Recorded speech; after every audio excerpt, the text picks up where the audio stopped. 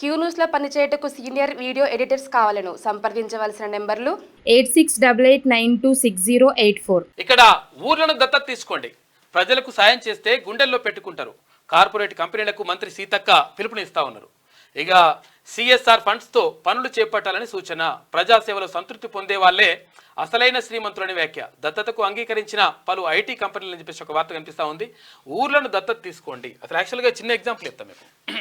ఇప్పుడు అసలు యాక్చువల్గా ఇప్పుడు ఏది ఇక్కడ బంజారాహిల్స్లో అపోలో హాస్పిటల్ ఉంటుంది.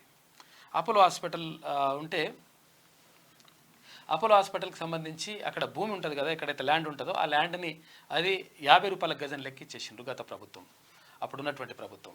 50 రూపాయల గజం ఎందుకు ఇచ్చిండ్రు, అంత తక్కువకి ఎందుకు ఇవ్వాలా, బాగా ప్రైమ్ ఏరియా కదా అట్లా ఇట్లా అని అంటారు. కాకపోతే ఏంటంటే వాళ్ళు ఏమని చెప్తారంటే, అంటే అపోలో హాస్పిటల్ ఒకటని చెప్పట్లేదు, ఇట్లా చాలా సంస్థలు కూడా ఇట్లా తీసుకుంటాయని చెప్తా ఉన్నాం. అయితే ఇక్కడ ఏది తీసుకున్న తర్వాత ఎందుకు తీసుకున్నారు, ఎందుకు వాళ్ళకి గవర్నమెంట్ భూమి, ప్రభుత్వ భూమి అది.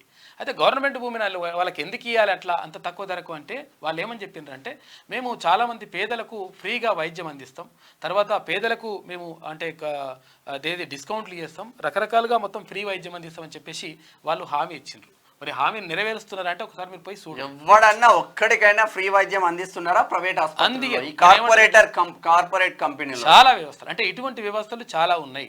అయితే వాళ్ళు ఫ్రీగా పుణ్యానికి వచ్చింది మొత్తం మింగుతున్న తప్పితే ఎక్కడ ఇటువంటి జర డిస్కౌంట్ చేయరు అంటే కూడా చేయరు. ఇప్పుడు అంటే చాలా కార్పొరేట్ హాస్పిటల్ నేను ఒక హాస్పిటల్ పేరని కాదు కానీ చాలా హాస్పిటళ్ళు ఇవన్నీ కూడా చేస్తూ ఉన్నాయి. హాస్పిటల్ అనే కాదు, ఐటీ కంపెనీలు మేము మస్తు మంది ఉద్యోగులను అట్లా ఇట్లా మేము 1000 మందిని తీసుకొస్తాం అట్లా ఇట్లా అని చెప్పేసి అప్పుడు ఏమైంది, సెజ్లు అని వచ్చినాయి. అంటే స్పెషల్ ఎకనామిక్ జోన్లు అని చెప్పేసి పెట్టినరు, అంటే ప్రత్యేక ఆర్థిక మండల పేరిట ఏర్పాటు చేసిండ్రు. అయితే అప్పుడు కంపెనీలకు 1000 ఎకరాల భూములు ఇచ్చేసింది అప్పుడు రాజశేఖర ప్రభుత్వం హయాంలో. అంటే ఆ తర్వాత కూడా కొనసాగింది.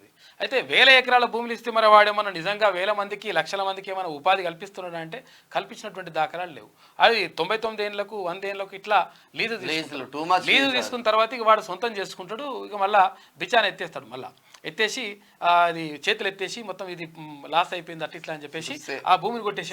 చెంగిచెర్ల దగ్గర మొన్న నేనే పోయినా, 15 సంవత్సరాల క్రితం వాడికి అలాట్ చేసిందంట ఓ ప్రైవేట్ కంపెనీ పెట్టి ఉద్యోగాలు ఇచ్చేస్తామని. వాడు ఓన్ గా బౌండరీలు వేసుకున్నాడు కానీ ఇంతవరకు స్టోన్ కూడా ఫౌండేషన్ స్టోన్ కూడా వేయడు. అటువంటి వాళ్ళకు ఎట్టి పరిస్థితుల్లో భూములు ఇవ్వద్దు, అటువంటి వాళ్ళకి ఎట్టి పరిస్థితుల్లో ప్రభుత్వ ఆస్తులను అప్పచెప్పొద్దు. ఎందుకంటే ఇది చాలా డేంజర్ జరుగుతుంది. ఎందుకంటే పేదోడికి ఒక ఇల్లు కట్టుకుందామంటేనేమో వానికి భూమి దొరకది, తర్వాత రకరకాలు దొరకది. 1000 ఎకరాలకు అట్లా మొత్తం కట్టు పెట్టడం మాత్రం కరెక్ట్ కాదు.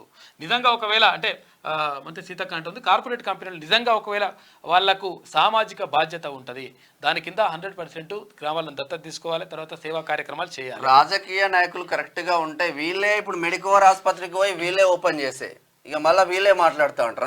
నార్మల్ గా రాజకీయ నాయకులు కరెక్ట్ గా ఉంటారని చెప్పలేదు, కొంతమంది ఎట్లున్నారు. క్యూ న్యూస్ లో పనిచేయటకు సీనియర్ వీడియో ఎడిటర్స్ కావాలను సంప్రదించవలసిన నెంబర్లు 8688926084.